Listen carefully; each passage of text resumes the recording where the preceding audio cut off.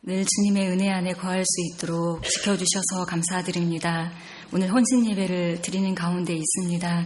우리 청년들의 영혼이 깨어날 수 있도록 도와주시고 젊을 때 더욱더 주님을 위해서 헌신하는 청년들의 삶이 되어질 수 있도록 도와주시옵소서.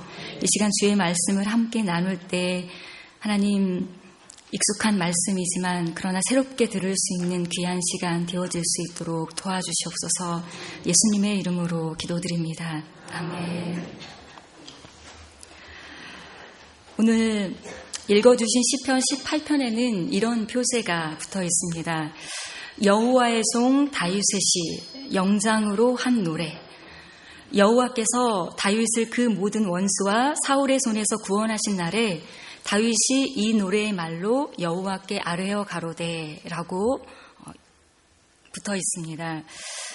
영장이라고 하는 말은 찬양대의 지휘자를 뜻하는 말입니다. 그래서 영장으로 한 노래라는 것은 이 노래를 하나님을 예배하는 자리에서 성도들이 합창했다는 것입니다. 골방에 앉아서 수금에 맞추어서 읊조리듯 고백했던 이 찬송이 이제는 성도들마다의 삶의 고백을 담아서 하나님의 구원하심을 찬송하는 곡으로 그렇게 사용되어진 것을 우리가 알 수가 있습니다. 다윗은 하나님께서 모든 원수와 사울의 손에서 구원하시던 날에 여호와께 아뢰었다라고 이야기하고 있습니다. 나의 힘이 되신 여호와여, 내가 주를 사랑하나이다. 다윗은 본래 가난한 목동 출신입니다.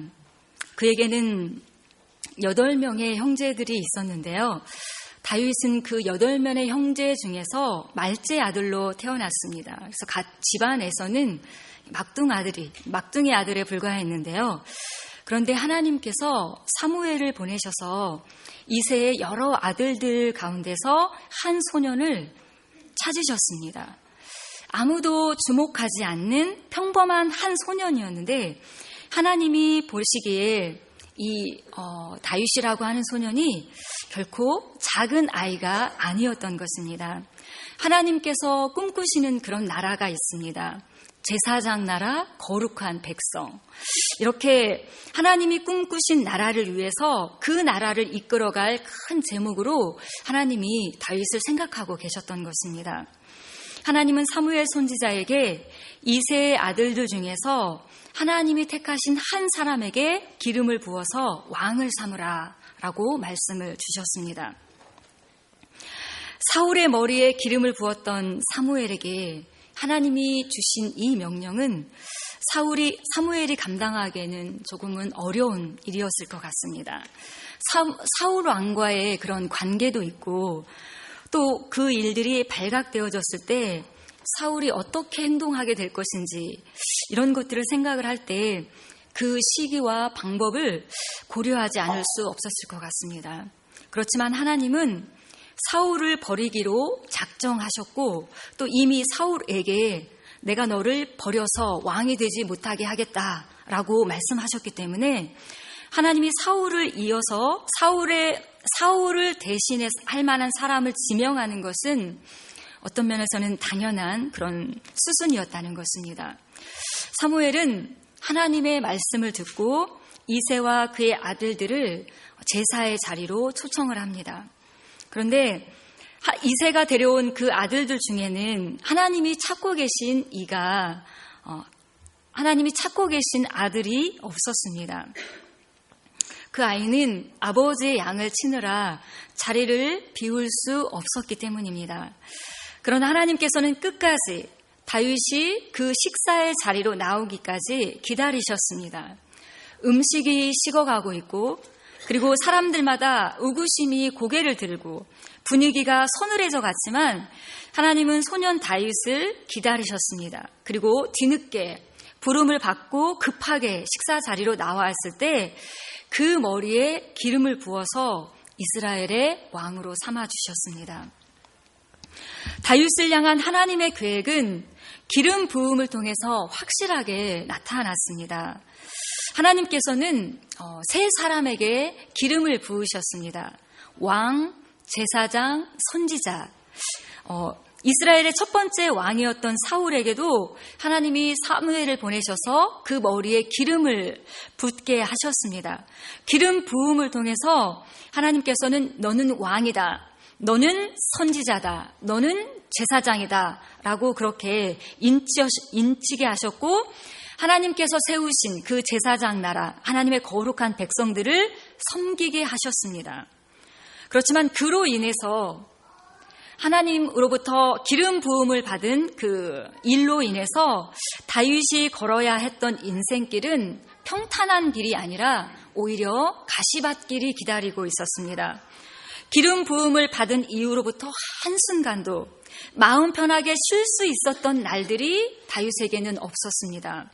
늘 사울의 추격을 피해서 도망치고 숨고 피하지 않으면 목숨을 지켜낼 수 없었습니다. 죄가 있어서 도망친 것이 아니지만 다윗은 낙엽이 굴러가는 바스락거리는 소리만 들어도 잠들지 못하고 가슴이 두근거렸을 것 같습니다. 더구나 충분히 싸워 범직한 상황에서도 공격할 수 없었기 때문에 다윗의 시름은 더욱더 깊어졌습니다.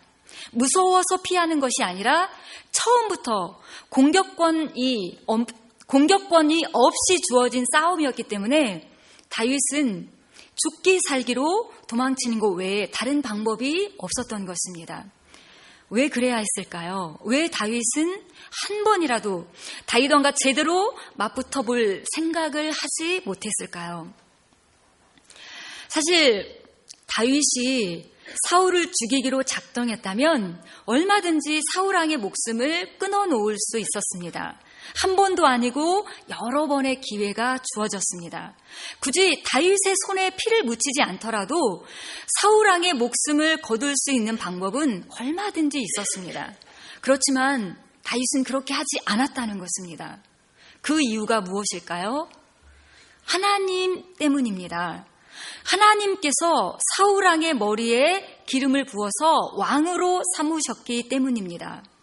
사울 왕의 뒤에 하나님이 계시고 그리고 다윗 앞에 하나님이 계셨기 때문에 함부로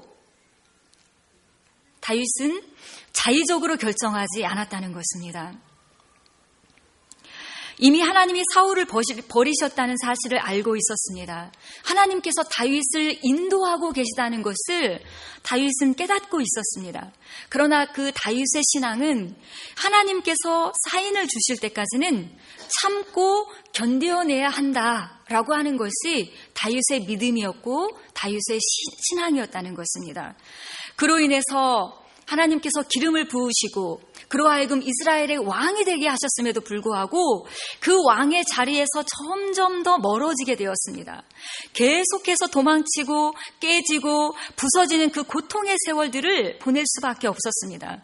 그러나 다윗이 그 마음의 중심에 결정했던 그 선택을 번복하지 않았다는 것입니다.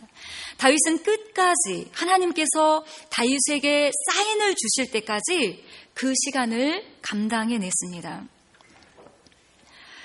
하나님은 되게 막다른 골목까지 몰아가시는 것 같아요. 하나님이 이렇게 끝까지 몰아가시는 그런 일들을 우리가 삶 속에서 경험하는 때가 있는데요.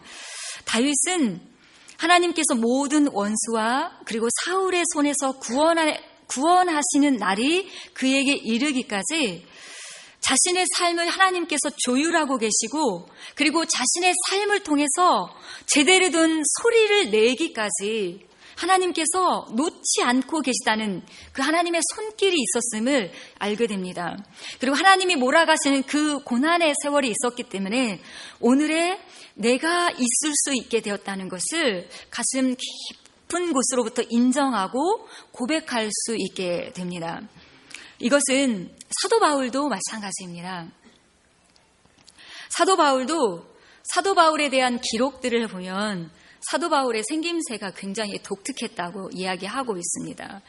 굉장히 매부리 코이고 머리는 좀 벗어졌는데 그 눈에 안광이 있다. 그래서 이렇게 사람들이 눈을 맞추고 이렇게 대화하기가 참 어려운 그런 사람이었다라고 이렇게 강한 생김새에 대해서 기록하고 있는 것들을 볼 수가 있습니다.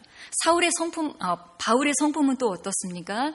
굉장히 불과 같은 그런 성품이 있는 것을 우리가 성경에서 읽어볼 수가 있는데요.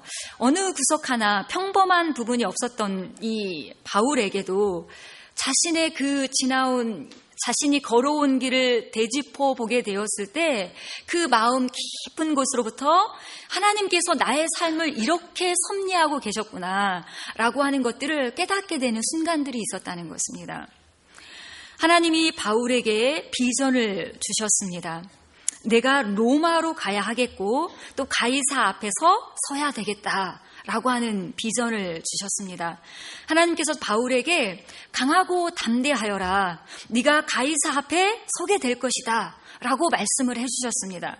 그런데 그 말씀을 받게 되었을 때 바울이 처했던 상황은 결코 좋은 상황이 아니었습니다. 오히려 하나님께서 로마로 보내주겠다고 이렇게 말씀하셨음에도 불구하고 로마로 가는 길이 계속해서 막히는 것처럼 여겨졌다는 것입니다. 바울이 아드라무테노라고 하는 배를 타고 항해를 시작을 했습니다. 그리고 좀 더 이렇게 항해를 하다가 지중해를 건너기 위해서 알렉산드리아 배를 이렇게 옮겨 타게 되는데요. 그렇게 알렉산드리아 배를 타고 지중해를 건너서 로마로 가게 됩니다. 그런데 바울 일행은 배를 운행하는 그 항해사의 예상대로 항해를 하지 못하게 되는데요. 앞에서 막 불어닥치는 그 맞바람이 너무 거세게 불어와서 원래 가려던 그 항로로 나아갈 수 없게 됩니다. 그래서 그 차선책으로 구브로 해안이라고 하는 그 해안을 따라서 이렇게 항해를 하게 되는데요. 이 구브로 해안을 항해하면서 바울은 그곳에서 하나님께서 내 삶을 이렇게 섭리하고 인도하고 계시는구나 하는 사실들을 묵상하게 되는 그런 기회를 만나게 됩니다. 이 구브로라고 하는 섬은 바울에게 있어서 굉장히 특별한 섬입니다. 바울이 안디옥 교회에 파송을 받아서 첫 번째 전도 여행을 떠났던 곳이 바로 이 구브로 섬이었기 때문입니다. 첫 번째 전도 여행을 떠나면서 안디옥 교회에서는 바울과 바나바를 선교사로 파송하게 되는데요. 바울의 그 1차 전도 여행을 하는 동안 동행했던 사람 중에는 마가 요한이라고 하는 청년이 있었습니다. 그런데 이 마가 요한은 전도 여행에 끝까지 함께하지 못합니다. 이 마가 요한이 굉장히 부잣집 아들이었다고 합니다. 그래서 부잣집 아들이었던 이 마가 요한이 전도 여행을 하면서 겪게 되는 그 굉장히 열악한 환경들이 있잖아요. 많이 길에서 노숙해야 되는 그런 상황도 있고 먹는 거라든지 이런 계속해서 도보로 걸어가기도 하고 배를 타고 이동하기도 하는 그런 열악한 환경들을 견뎌내지 못한 거예요. 그래서 중간에 돌아가게 됩니다. 그렇지만 바울과 바나바는 무사히 1차 전도 여행을 마치고 안디옥 교회로 돌아가서 선교 보고를 하게 됩니다. 그리고 어느 정도 이렇게 쉰 다음에 다시 2차 전도 여행을 계획하게 되는데요. 2차 전도여행을 준비하고 계획하면서 바울과 바나바는 크게 다투게 됩니다. 마가 요한을 데리고 가고 싶어하는 그 바나바와 마가 요한은 데려갈 수 없다라고 하는 이 바울이 이렇게 크게 충돌을 하게 됩니다. 서로 그 이견을 좁히지 못하고 서로 다른 길을 가게 되는데요. 이때 바나바는 마가 요한을 데리고 구브로로 다시 돌아가게 됩니다. 그리고 바울은 실라를 데리고 루스드라라고 하는 곳을 향해 나아가게 되는데요. 바울의 마음속에는 아시아로 가서 복음을 전하고 싶은 그런 열정이 있었습니다. 그런데 계속해서 아시아로 가려고 할 때 그 길이 막히는 것들을 느끼게 되었습니다. 그리고 마게도냐 사람이 나타나서 건너와서 우리를 도우라라고 하는 그 환상을 보게 되는데 계속해서 길이 막히고 또 마게도냐 사람이 나타나서 건너와서 우리를 도우라 라고 하는 그 환상을 보고 아하, 하나님께서 내가 아시아로 가는 것을 원하지 않고 계시는구나 라고 생각을 하게 되고 그 방향을 틀어서 유럽으로 가게 됩니다. 그렇게 성령의 이끌림을 받아서 마게도냐로 향하게 되었고, 그리고 그 2차 전도 여행을 하면서 여러 도시들을 이동하게 됩니다. 데살로니가를 방문하고 또 베레아를 지나서 아덴, 그리고 고린도, 예베소와 같은 큰 도시들에서 복음을 전하게 됩니다. 그리고 그렇게 로마와 가까운 그 고린도라고 하는 그런 여러 도시들을 이렇게 다니면서 로마에서 복음을 전하고 싶다라고 하는 그런 마음의 소원들을 품게 되었다는 것입니다. 실제로 바울은 로마서를 통해서 내가 여러 번 로마로 가기를 원했지만 그 길이 막혔었다라고 그렇게 이야기하고 있는 것을 읽을 수가 있습니다. 그런데 마침내 이제 죄수의 몸으로 이렇게 감시를 받으면서 로마를 향해서 가는 길이지만, 로마를 향해 항해하던 그 바울은 1차 전도 여행지였던 그 구브로 섬을 지나면서 1차 선교 여행 동안 있었던 일들을 떠올릴 수가 있었다는 것입니다. 그리고 그곳에서 헤어졌던 그 청년 마가 요한, 그리고 그 마가 요한 때문에 바나바와 다투고 마게도냐로 가게 되었던 그 모든 과정들을 되짚어서 생각할 수 있게 되었다는 것입니다. 그리고 그런 그 1차 전도 여행과 2차 전도 여행, 그리고 지금 하고 있는 이 3차 전도 여행을 계속해서 생각하면서 바로 거기에 하나님의 섭리가 있었구나, 하나님의 인도하심이 있었다는 사실들을 깨닫게 되었다는 것입니다. 그때는 그 1차 전도 여행 때는 그 마가 요한이라고 하는 청년을 바라볼 때 그냥 유약해 보이고, 저런 아이가 무슨 일을 얼마나 할 수 있을까, 믿음직스럽지 못하다는 생각들이 훨씬 더 컸습니다. 그래서 2차 전도 여행 때 바나바가 이 마가 요한을 데려가려고 했을 때 극구 반대했던 것입니다. 또 그런 일이 일어날 게 뻔한데 무엇을 믿고 이 아이를 데려갈 수 있겠느냐라고 하는 것이 사도 바울의 생각이었다는 것입니다. 그런데 지나놓고 보니까 그런 모든 사람들, 모든 상황들, 모든 일 속에 하나님의 섭리가 있었고 하나님의 뜻이 있었다는 사실들을 이제서야 비로소 바울이 깨닫게 되었다라고 하는 것입니다.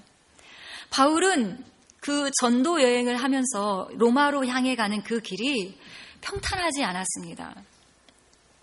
맞바람이 몰아치는 그 맞바람으로 인해서 계속해서 항해하는 것이 어려웠습니다. 그래서 측면으로 그렇게 항해를 할 수밖에 없었고, 유라굴로라고 하는 광풍을 만나게 되어서 배가 파손하게 됩니다. 그리고 석 달 동안 토인들이 살고 있는 멜리데 섬이라고 하는 곳에 묶여 있어야 했습니다. 그러나 그것조차도 하나님께서 그 섬에 석 달 동안 머물면서 그 토인들에게 복음을 전할 수 있었습니다. 살아계신 하나님의 능력과 역사들을 나타내 보일 수 있었습니다. 다윗에게나 바울에게나 이 두 사람을 향하신 하나님의 비전, 하나님의 뜻은 동일한 것이었습니다. 그 사람들을 통해서 하나님의 나라를 세우고 하나님의 백성들을 구원하는 일이었다는 것입니다. 그런데 이 하나님의 나라를 세우고 하나님의 백성들을 구원하고 만들어가는 이 일들은 한순간에 갑자기 이루어지는 일이 아니었습니다. 이렇게 굉장히 힘들고 어려운 모진 세월들이 참고 견뎌내야 되는 그런 세월들이 필요했다는 것입니다. 때로는 그 과정들을 거치면서 실패하는 것처럼 보여지기도 하고, 또 원치 않는 싸움에 휘말리기도 하고, 공격하는 대신에 도망쳐야 했던 적이 더 훨씬 많았습니다. 바울과 같은 경우에는 자기 동족으로부터 거부당하는 그런 고통과 아픔을 겪기도 하였습니다.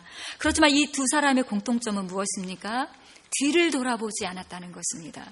하나님의 기름 부으심과 하나님의 부르심은 저들의 삶이 나아갈 방향이 되었고 길이 되어 주었다는 것입니다. 우리가 읽진 않았는데 24절의 말씀에 이런 말씀이 있습니다. 그러므로 여호와께서 내 의를 따라 갚으시되 그 목전에 내 손에 깨끗한 대로 내게 갚으셨도다. 이런 말씀이 있습니다. 사도 바울은 디모데후서 4장 7절로 8절에 내가 선한 싸움을 싸우고 나의 달려갈 길을 마치고 믿음을 지켰으니 이제후로는 나를 위하여 의의 면류관이 예비되었으므로 주 곧 의로우신 재판장이 그날에 내게 주실 것이요 내게만 아니라 주의 나타나심을 사모하는 모든 자에게니라. 이렇게 고백을 하고 있습니다. 얼마나 훌륭하고 멋진 그런 고백입니까? 하나님 앞에서 의라고 하는 것은 사람의 행위의 의로움을 의미하는 것이 아닙니다. 만약 하나님께서 우리에게서 어떤 행위의 의로움을 찾으려고 하셨다면 하나님 앞에서 의롭다 하심을 입을 수 있는 사람은 아무도 없을 것입니다. 하나님이 우리에게서 보기 원하시는 것은, 하나님께서 우리에게 보기 원하시는 의로움이라고 하는 것은 어떤 행위의 의로움이 아니라 하나님과 맺은 언약을 내가 얼마만큼 신실하게 지키려고 하는가, 그리고 내가 어떻게 하나님과 관계하느냐에 관한 것이 하나님이 우리에게서 보기 원하시는 의로움입니다. 내가 얼마나 하나님의 약속을 소중하게 여기느냐, 내가 얼마나 하나님과 관계하기를 원하느냐에 초점이 있다는 것입니다. 성경은 다윗의 연약함, 그러니까 다윗이 얼마나 연약한 존재인가 하는 것들을 우리에게 이야기해주고 있습니다. 다윗이 어떤 죄를 지었고 그리고 그 죄로 인해서 얼마나 큰 고통을 당해야 했는지 아주 솔직하게 자세하게 기록하고 있는 것들을 우리가 읽을 수가 있습니다. 그렇지만 다윗은 그 죄가 하나님에게서 멀어지게 하고 하나님과의 관계를 끊어놓은 것이 아니라 오히려 하나님 앞에서 자기 자신이 얼마나 쉽게 무너질 수 있는 연약한 존재인가, 얼마나 나약하고 부족한 존재인가, 얼마나 내가 파렴치한 죄인인가 하는 것들을 오히려 깊이 깨달을 수 있게 만들어 주었습니다. 그리고 그로 인해서 더욱더 하나님을 의지할 수 있는 그런 삶을 살아갈 수 있게 해주었습니다. 오늘 헌신 예배를 드리는 우리 청년들에게 제가 사실 들려주고 싶은 말씀은 29절의 말씀입니다. 내가 주를 우뢰하고 적군에 달리며 내 하나님을 의지하고 담을 뛰어넘나이다. 쉬운 성경으로는 주님의 도우심으로 나는 군대와 같은 원수들을 칠 수 있습니다. 나의 하나님과 함께 나는 어떤 담이라도 뛰어넘을 수 있습니다. 라고 그렇게 번역되어 있습니다. 우리 청년들이 살아가고 있는 그 삶이 굉장히 고단하고 어렵습니다. 대통령이 바뀌셔서 이제 어떤 변화가 우리에게 일어날지 알 수 없지만 지금 우리가 처한 현실은 암담하고 불안하고 불확실한 그것이 우리의 현실입니다. 그런데 사람은 청년들뿐만이 아니라 사람들은 누구나 인생이 순탄하지 않다는 것을 알고 있습니다. 가정이 깨어지기도 하고 직장을 잃어버리기도 하고 사업에 실패하기도 하고 또 몸에 암이 생겼다는 소식을 우리가 듣기도 합니다. 우리는 생각할 때 우리 청년들 같은 경우에는 그런 생각을 할 것 같아요. 좋은 대학만 나온다면, 좋은 직장만 구하면, 좋은 배우자를 만나면, 이런 문제만 해결된다면 하는 그런 간절한 바람으로 꿈을 꿔요. 그러나 하나의 담을 넘고 나면 또 다른 담이 가로막고 있는 것을 볼 수가 있는데요. 그것이 바로 우리가 살아가는 인생입니다. 피할 수 없는 어려움이 있고 또 슬픔과 눈물이 바로 인생이라면 어떻게 이 험한 인생길을 우리가 살아갈 수 있을까요? 하나님을 의지하는데 답이 있다는 것입니다. 다윗은 하나님을 의지하여서 그 앞에 차고 넘치는 그 인생의 담들을 뛰어넘을 수 있었습니다. 2절의 말씀에 나의 반석이시요 나의 요새시요 나를 건지시는 자시요 나의 하나님이시요 나의 피할 바위시요 나의 방패시요 나의 구원의 뿌리시요 나의 산성이신 하나님을 의지하여서 다윗처럼 그리고 솔로몬처럼 우리 앞에 있는 모든 인생의 담을 뛰어넘어서 승리하는 우리 청년들과 우리 모두의 삶이 되었으면 좋겠습니다. 기도하겠습니다. 하나님 아버지, 다윗은 그리고 바울은 하나님께로부터 귀한 사명을 받았지만 그 사명을 다 이루기까지 걸어가 있던 그 인생이 눈물과 슬픔의 골짜기였고 고통과